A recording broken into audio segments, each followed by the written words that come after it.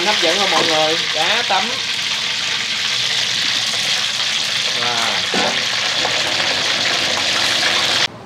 Dạ. Cái mình phải xăm cho nó thấm vô gà. Ủa? Cái giờ anh bỏ này gì vậy? Bỏ miếng đây mình bỏ miếng vào để mình vớt ra mình lót cái cá.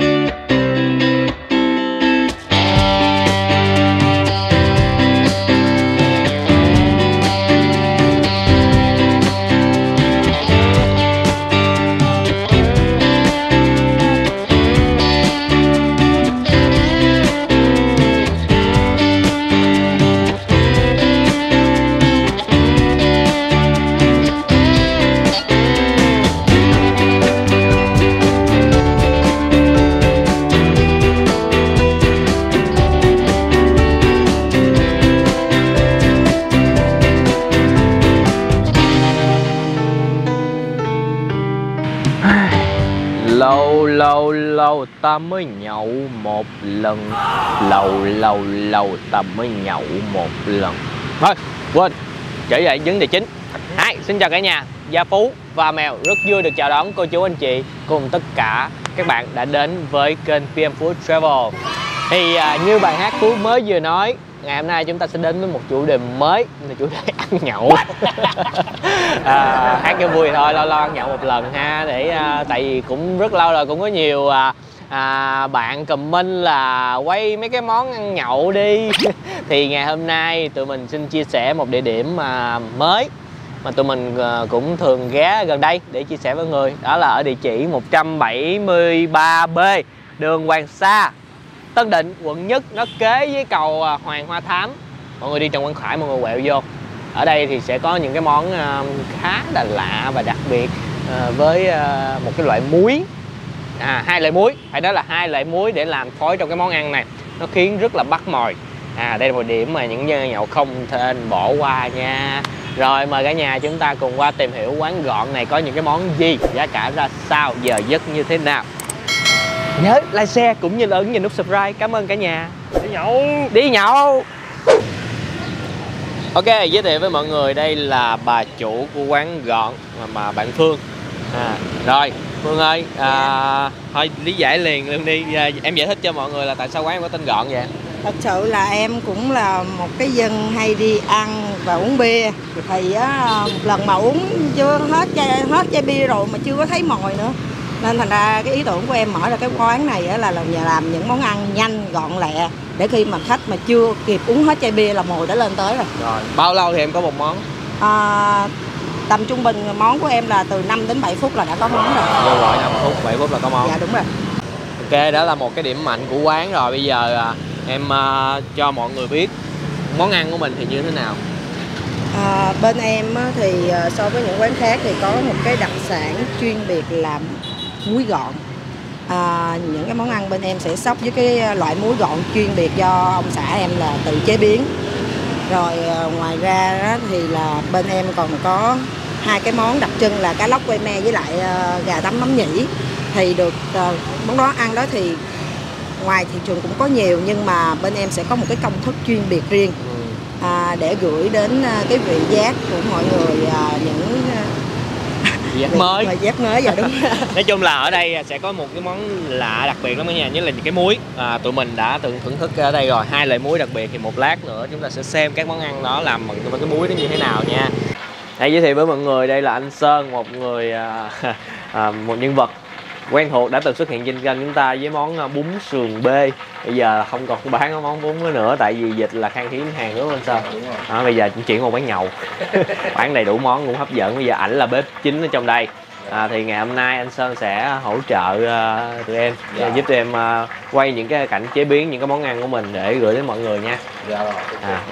Món đầu tiên mình làm mình là món cá lóc quay me. Cá lóc là mình lấy chợ về mình sơ chế, mình bột lại. Mình không để túi đông mà mình để đá xay á với muối. Toàn bộ nguyên liệu là sơ chế trong buổi sáng không, là trữ bằng đá xay với muối hết nên nó cứng rồi. Mình không có để tủ đông hả anh? Không có tủ đông, tại vì quán không có tủ đông. Dạ. Mình bán trong ngày hết thôi. Đủ số lượng thôi. Ok. Rồi mình xới ra để cho chiên nó mau giòn.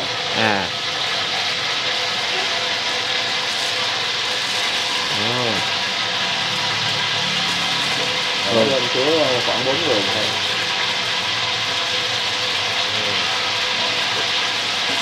Con này tôi giấm để làm gì anh? giấm giúp con cá nó giữ cho giòn lâu hơn. Có bí kíp Con cá không có mùi tanh đó.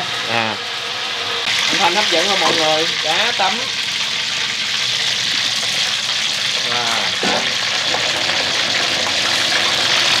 Giờ mình chiên vậy là đến bao lâu anh? Khoảng 20 đến 25 phút đó. Mình phải rưới dầu liên tục con cá nó mới giòn. Dầu trộn lên mình rưới. Cá chiên thì cũng lâu dữ vậy ha, 20 25 phút. Bây giờ mấy món này là phải lâu một xíu. Quán là món này với món gà món nhỉ là lâu nhất.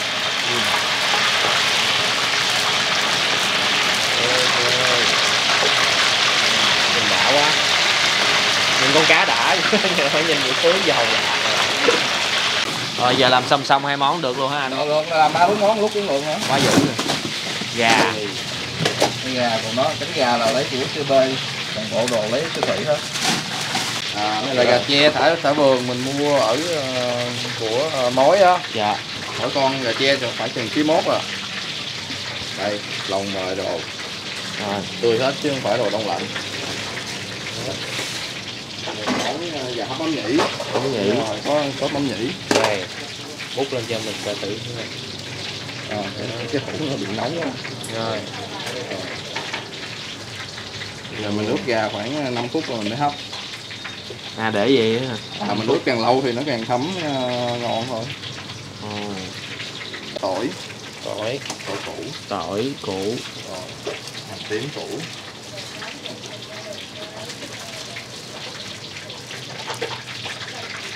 tiêu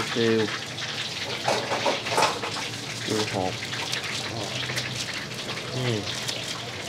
Rồi ai ăn cay thì mình cho ớt nhiều, còn không thì mình cho ớt chừng để lấy cái màu thôi. Ớt nó cũng cho màu. Không, ớt cho lại cái màu cho nó đẹp. Cái màu nếu mà khách nào ăn cay thì mình cho ớt hiểm. Rồi để khoảng 5-7 phút rồi mình hấp. Vậy mình nấu vậy trong cái nước con gà nó ra đây nó ngọt, cái nó chín trong đây luôn. Nên cái này chấm bánh mì nó ngon. Trong lúc đợi chuẩn bị làm tiếp cái song với gà, mình coi tắm một bên trái của con cá rưới liên tục.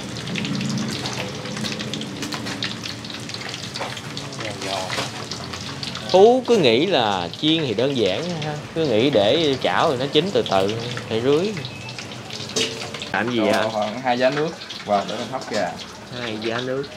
2-3 giá gì. Nước nhiều quá thì sao anh? Nước nhiều quá thì nấu nó lâu, kẹo rồi nấu lâu quá thì gà nó mềm. Đó, nó bắt đầu nó vàng đều lên rồi mọi người.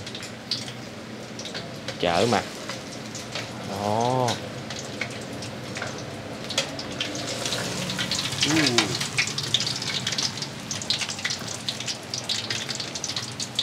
Giòn giòn lên màu ha.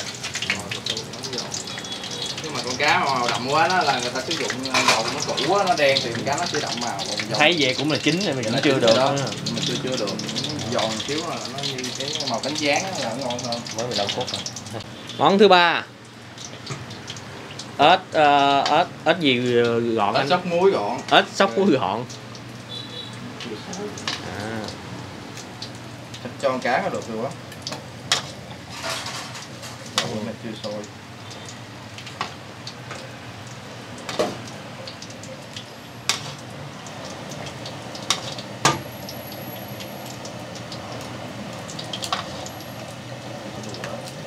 Ủa mà là anh có ướp gia vị gì rồi chưa? Hay là chỉ ớt là ướp gia vị rồi. Dạ. Bây giờ mình lăn bột, mình chiên giòn rồi mình xóc thêm cái muối với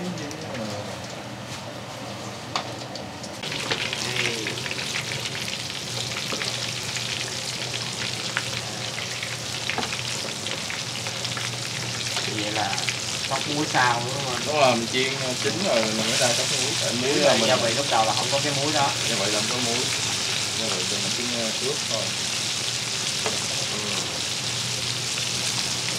Cá ra đây. Lấy cá này. Đó, cá chín rồi. Để cho ráo vô nữa. Ráo dầu nè. Đây, da ha. Ráo và lớp bột chiên nó ngọt.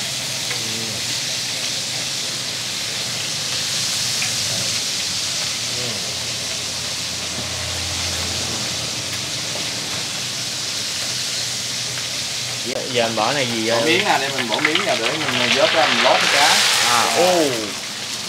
Nó lót con cá cho nó cố định con cá nó không chạy với lại nó rút dầu quá. Mà cái miếng này mình cũng ăn được luôn, nó giòn giòn, chấm mắm me rất là ngon. Rồi, cá xong một món rồi cả nhà ơi. Nhìn đẹp không? Đấy.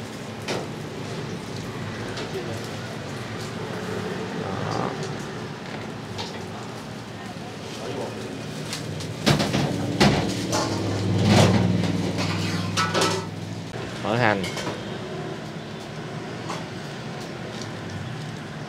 tí con phết cái gì nè,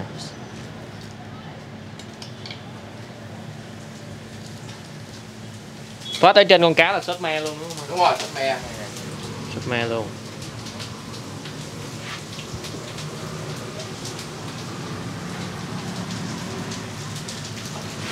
Không có đám mây ha.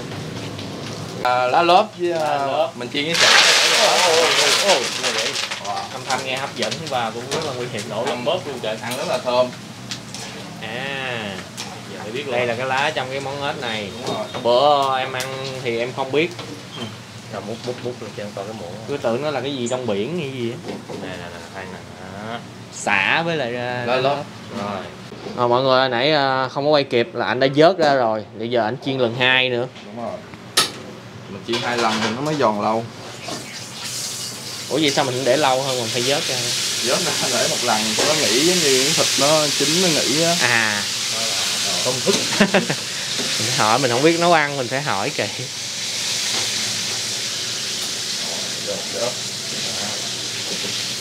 Lần 2 thì lẹ hơn. Ủa thí dụ mà em nói thí dụ nha, ví dụ mà có khách nào ăn mà không muốn lăn bột mình chiên luôn chiên được nhưng mà nó không có giòn bằng có bột.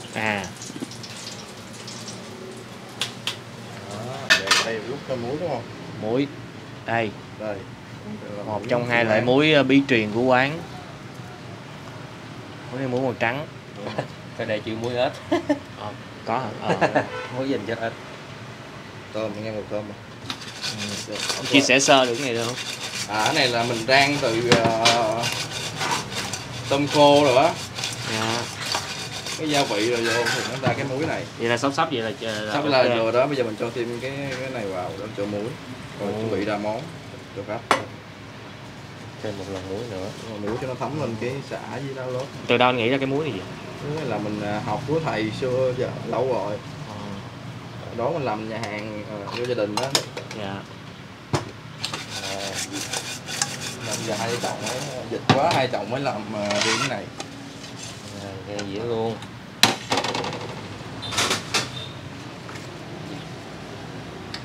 Rồi. Bấm cái đùi. Một phần cũng nhiều quá.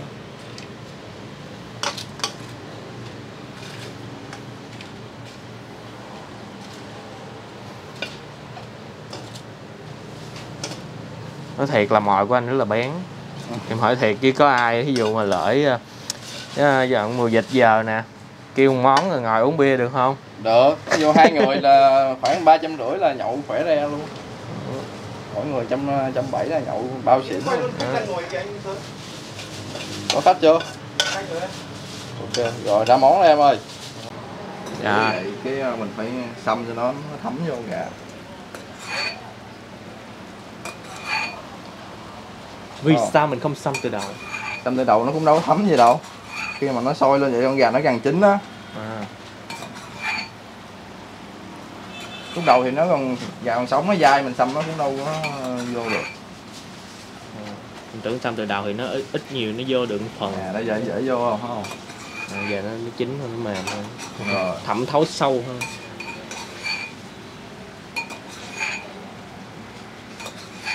Rồi mình chan lên để ăn gà nhìn nó thấy nó màu đẹp hơn không? Buổi tối không? Best seller của quán. Và cũng là cái món mà tụi em rất là thích. Đậu hũ xóc muối.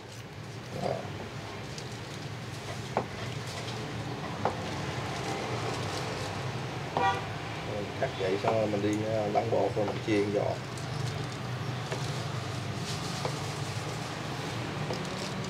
Lăn bột.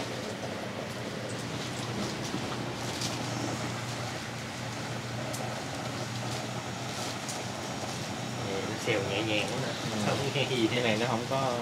Tại nó có nước nhiều quá.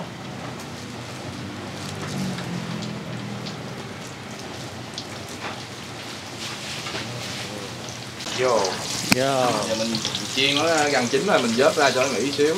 Nghỉ xíu. Rồi mình mới chiên lần nữa là đợt sau nó mới giòn. Đậu Bây hũ. giờ mình mang ra liền là nó bị yếu rồi. Đậu hũ cũng chiên 2 lần. Vô lại.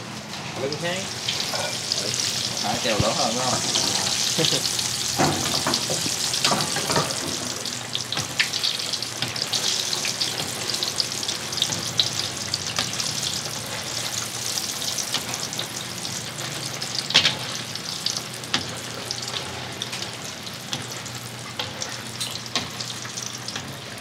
Đậu hũ Việt mình xóc muối không có. Không được. Không được. Đậu hũ trứng này nó ngon rồi. Tại nó béo béo ở trong á. Đậu hũ kia của mình Không có cách nào là được từ món đó hả? không kia chỉ chắc mắm tôm. Rồi. Thấy cưng ha. Khoai này lòng thêm gấp từ bông như thế thôi. Từ bông này là mình mua của ngoài chỗ người ta làm. Từ bông này cũng ngon.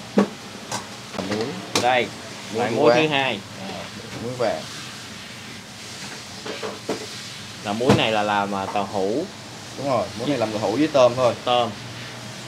Ngộ ha. Muối này thơm lắm á mọi người. Cái này nó thơm hơn cái muối trắng hồi nãy. Mỗi cái có vị khác nhau. Sóc nè, giờ sóc sao không bể trứng cái hay nè. Không nữa. Nó giòn ngoài rồi. Bây giờ gấp ra dĩa thôi.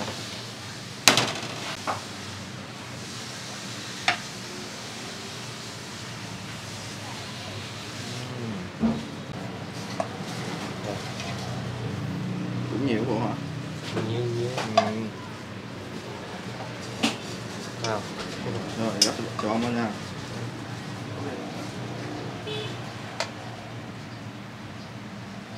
Món này bán mòi lắm nha mọi người ơi. Hôm nay chúng ta nhậu online nha.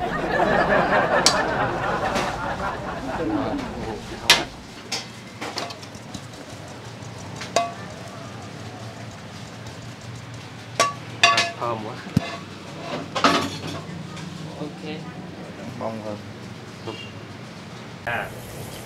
Này là tôm đúng không ta? Tôm. Nhìn nó khó thấy quá.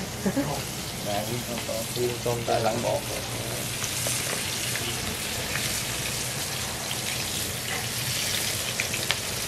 Vớt tôm lần một. Nào cũng vậy đó.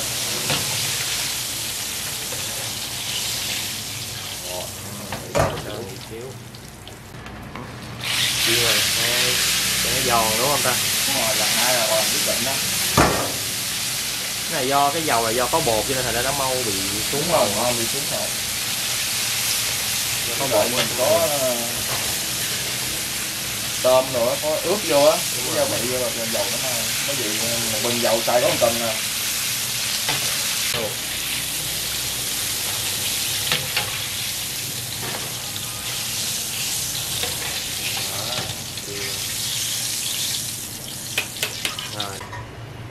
Muối nữa nha. Muối tôm mà mắc dữ để muối tôm. Tôi có để chữ muối tôm. Muối tôm mà có phải muối tôm tên ninh thôi.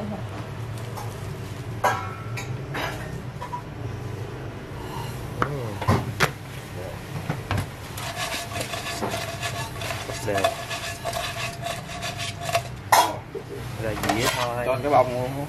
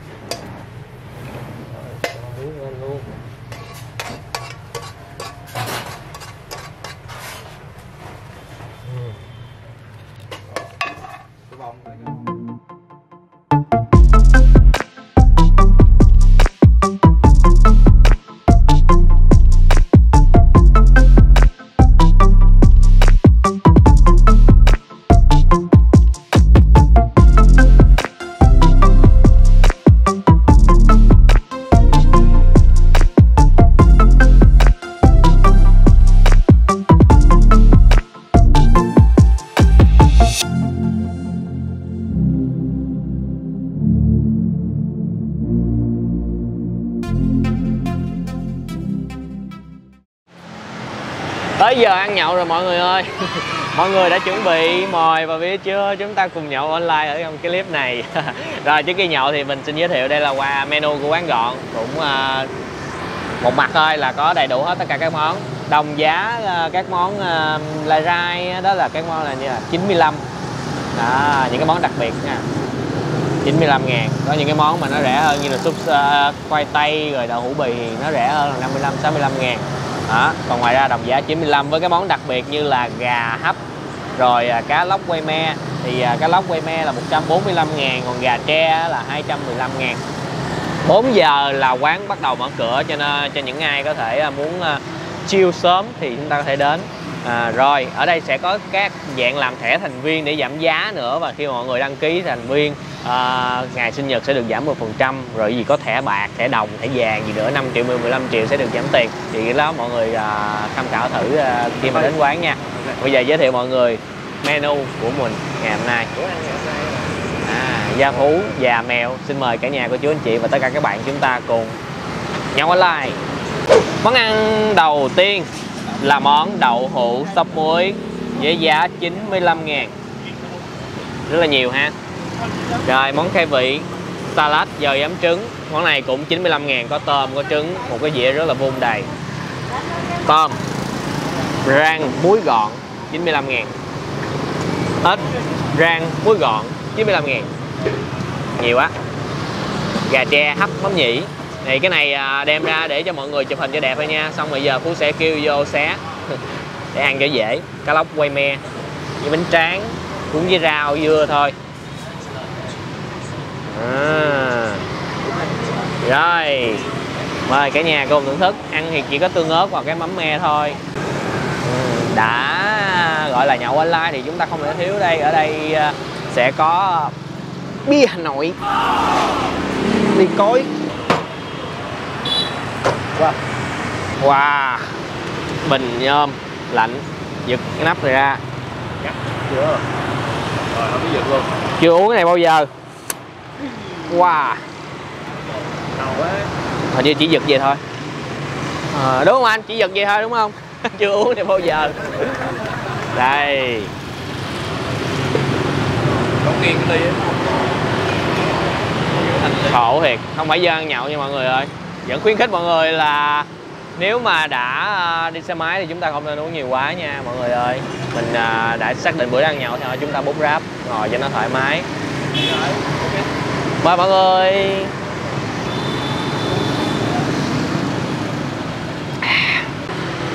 Vô một ly rồi thì chúng ta làm một miếng mồi. Ăn salad trước nha mọi người ơi, khai vị mà.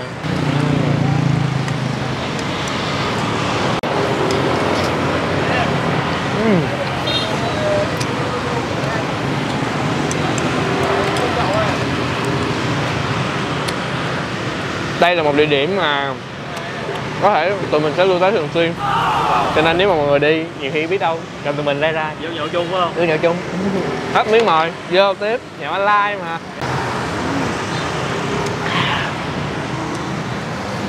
Vô món thứ hai, mời mọi người đây. Còn này 95.000, mới bán 5 tiền cho mọi người. Cho tôi cái muối các bạn, nhìn muối hấp dẫn các bạn. Muối hả? Đó, đúng rồi. Đây.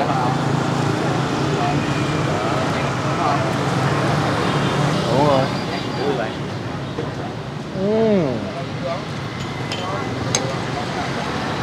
Cái món này điểm cao của nó chính là cái muối các bạn.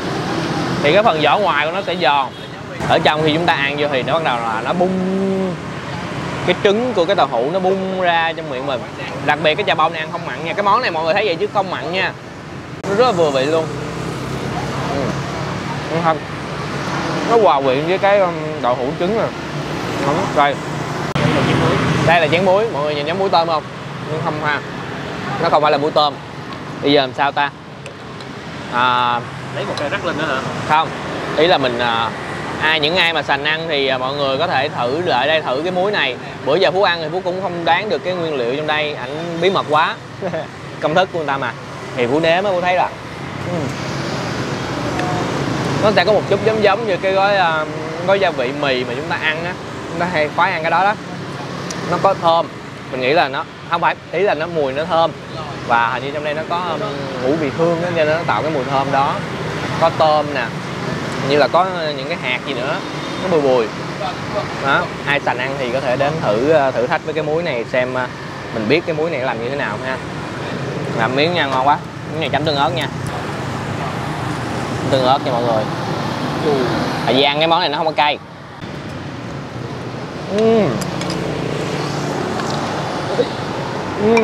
Căng như vậy. Tới giờ vô rồi. Ê, mời mọi người vô. Thật sự là mình không phải dân rượu bia, uống dở lắm.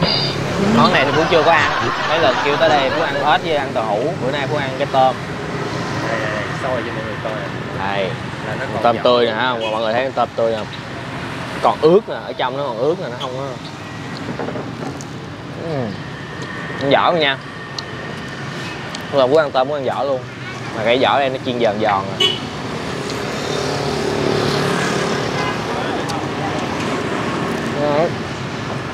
Nhăn hết luôn, không có sợ bị thục.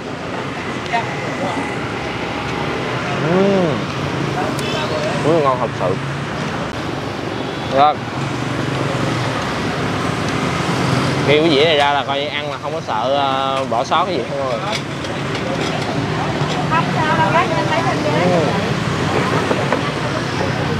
Đúng rồi. Nói chung á là những cái món ở đây á, nó chỉ hơi bị thiếu một chút xíu là không có vị cay, nên phải chấm tương ớt.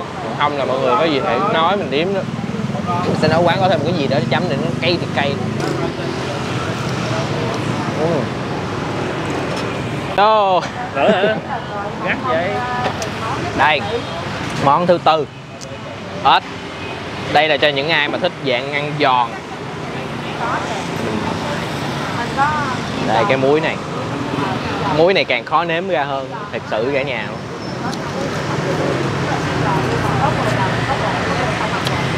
Cái muối này á, nó sẽ có cái độ mặn hơn. Còn cái muối nãy là hoàn toàn không mặn luôn. Chúng ta vẫn cảm nhận được cái thịt ếch, cái độ giòn bên ngoài. Ngon ha. Kiếm cái đùi nha. Kiếm cái đùi. Ui cái đằng. Nãy nhớ là cái đùi xếp ở dưới. Hàng ngon thì được giấu ở dưới. Đó. Ai ăn món này nhớ mình lặn ở dưới, lượm cái đùi trước nha. Đây, chén muối thứ hai của quán. Mọi người lưu ý nha, muối ở đây chính là vũ khí bí mật của quán. Chấm muối này hả? Chấm muối chấm cho nó thêm đậm vị. Đó.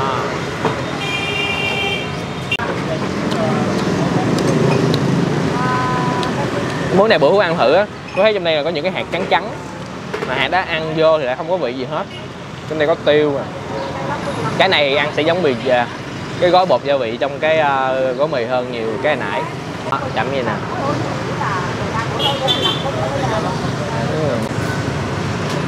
Có giờ khách vô rồi, mới có 4 giờ mấy rồi, 5 giờ. Đó, có mấy cô chú nữa. Ngon quá. Thật sự là ăn những món này khiến mấy bạn uống bia ngon quá. Mọi người nâng ly lên nào, 2, 3 vô.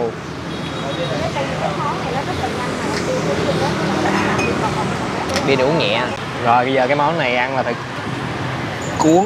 Mọi người thấy con cá không? Ở trên là có cái súp gì nữa không? Bây giờ là có cái sốt me rồi. Thôi mình ăn không miếng nha mọi người ha. Cá lóc quay me.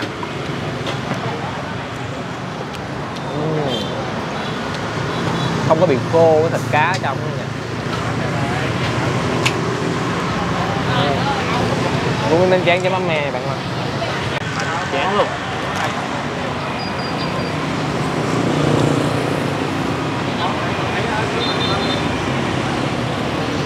Xoài.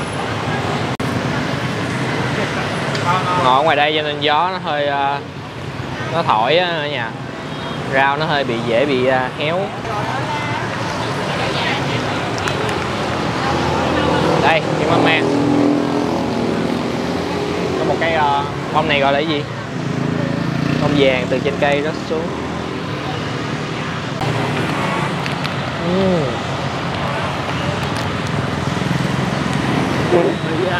Không phải. Cú lỗ cuốn 2 cái bánh tráng. Đó. Không có quá ngọt, nó từ cái cốt me này mà nấu đó mọi người, cái tương ớt.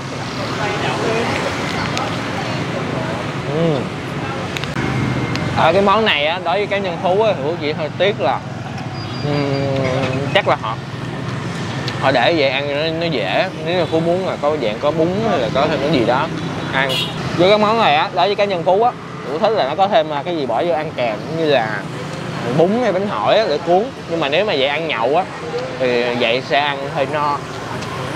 Và điều đặc biệt chính vì với cái tên gọn này, quán này đặc biệt có một món không có bán. Đó mọi người, là món gì? Đó là món lẩu. Lẩu thì thông thường Phú thấy nha, uống rượu thì chúng ta nên ăn lẩu, còn uống bia thì không nên ăn lẩu. Mặc dù mình không phải là dân chuyên ăn nhậu. Vô hơi cạn rồi. Uống vậy bị chửi chết. Uống vậy là bị chửi chết. Gì đâu chửi, mình thấy vô nhậu đâu. Rồi gà mắm nhĩ. Chà. Xé rồi. Xé rồi đó, nhờ xé nó ăn cho hấp dẫn. Cái đùi phải không? Đây cái đùi. Mời mọi người tới món thứ 6.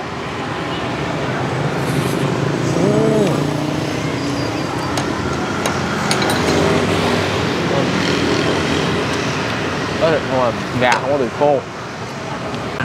Đây, kiện miếng thịt nữa rồi. Đây, miếng này ngon rồi. Nhúng cho nó thấm cái sốt. Wow. Rồi giữ chứ nha, nhìn đẹp quá. Trơn.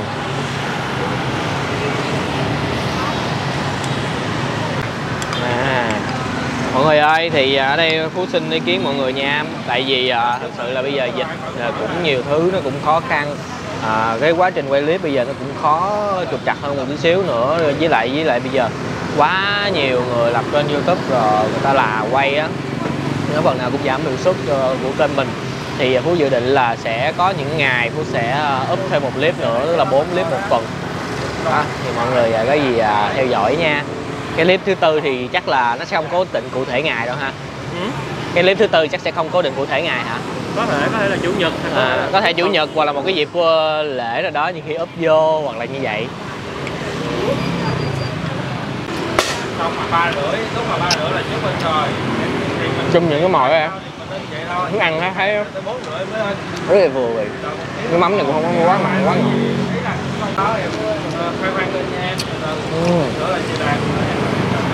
Cái này dám đi ăn món no quá ha mọi người. Chứ không có dám ăn nhậu đúng không? Vô.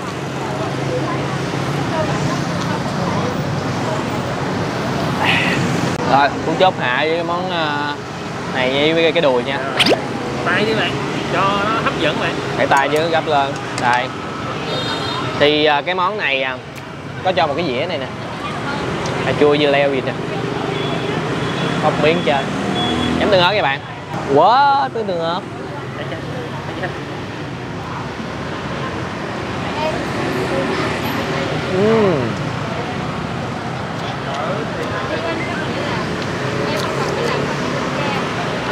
tuyệt vời.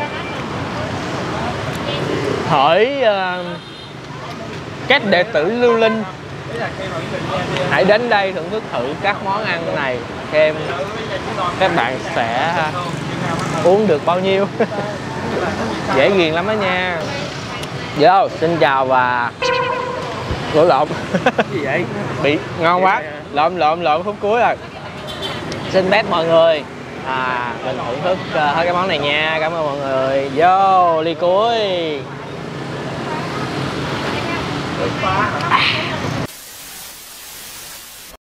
Dâm mai nhân chén chua cay này, ta đây là dũng sĩ diệt mồi. Rồi, hy vọng là mọi người yêu thích một cái clip với chủ đề mới ngày hôm nay với những món ăn nhậu ha. Hy vọng đây cũng là một địa điểm mà cho những ai thích quây quần cùng bạn bè và gia đình thì cũng có thể đi tới đây để mà thưởng thức thử những cái món ăn này. Nó không phải là chỉ để ăn nhậu không, mà những cái món ăn này có thể thưởng thức ăn ngon. Thậm chí là có những cái bạn mà sinh viên, tôi thấy là có những ngày mà Phú đi có những ngày bạn sinh viên tới đây ăn gọi 1-2 món vui cùng bạn bè, vừa thỏa mãn được cái vị giác, vừa thỏa mãn được cái cảm giác mà đường phố. Thậm chí ở đây có số điện thoại thì mọi người nếu mà có lễ tiền mọi người có thể điện trước để đặt những cái món mà nếu mà mọi người thích. 0938 523 575, quán gọn, địa chỉ 173B Hoàng Sa, phường Tân Định, quận Nhất. Rồi, xin cảm ơn mọi người đã dành thời gian xem clip từ nãy đến giờ. Đừng quên một món ăn ngon sẽ ngon hơn nếu chúng ta thưởng thức cùng người thân, bạn bè và chia sẻ nó với tất cả mọi người. Xin chào và hẹn gặp lại cả nhà ở những clip hấp dẫn kế tiếp.